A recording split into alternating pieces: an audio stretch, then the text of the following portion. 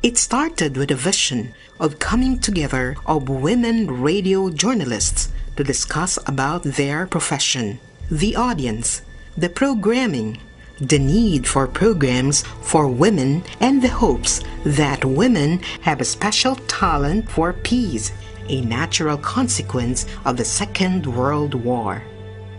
In October 1951, the International Association of Radio Women, or IARW, was born in Amsterdam, where 8 radio personalities from 8 countries in the North initially met.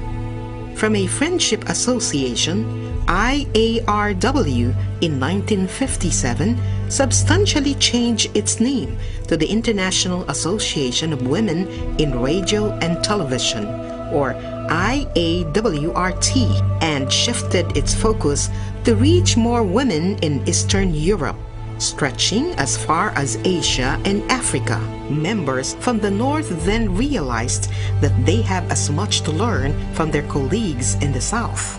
Struggles for democracy, gender information gap, technical development, access to information, education, political influences, equity for women journalists were only some of the critical issues faced by IAWRT then.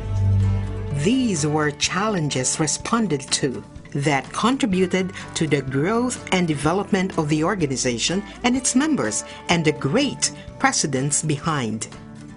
Lilian van der Goot, founding president and coordinating president in Europe and the Middle East, whose core vision started it all.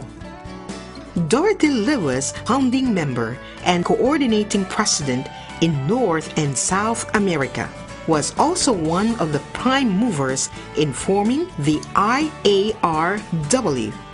Gerd Melvig Alstrom tried to bridge the gap between the East and the West, and so the need for women to see the world with their own eyes. Elizabeth Kirkby went beyond traditions. That conference was strictly for men.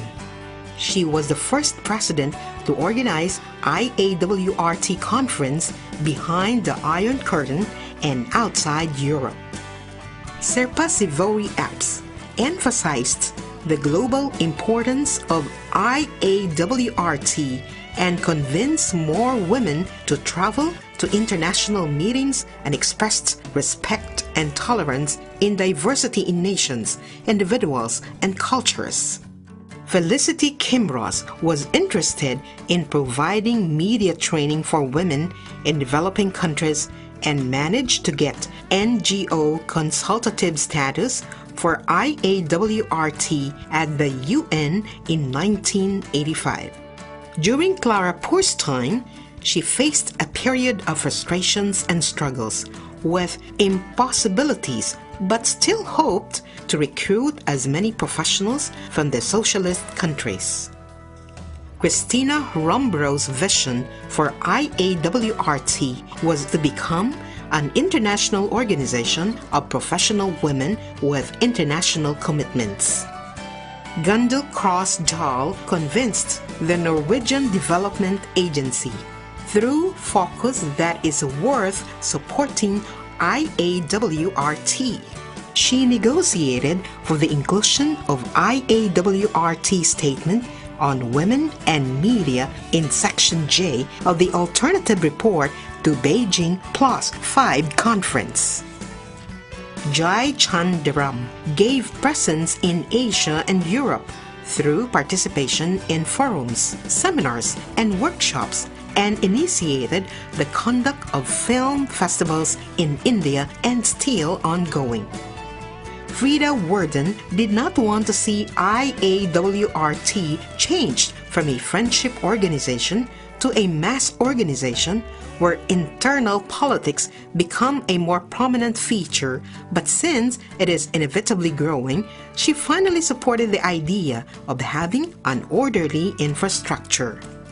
Olya Buyar was responsible for the growing presence of IAWRT worldwide, increased funding in conjunction with its activities and programs, introduced the Secretariat, strengthened the link and presence at the UN system and in other international arena. At present, IAWRT has a very strong organizational structure with an existing international board and 10 local chapters supporting almost 400 members in about 60 countries all over the world, undertaking its mission of ensuring women's views and values are integral part of programming and advance the impact of women in media, sharing strategies towards the development of women in broadcasting, offering professional skills in training, focus on gender perspective in programs,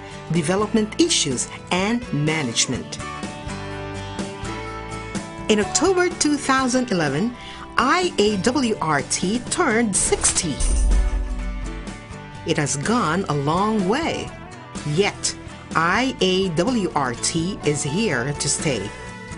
Indeed, at 60, IAWRT is far from retiring.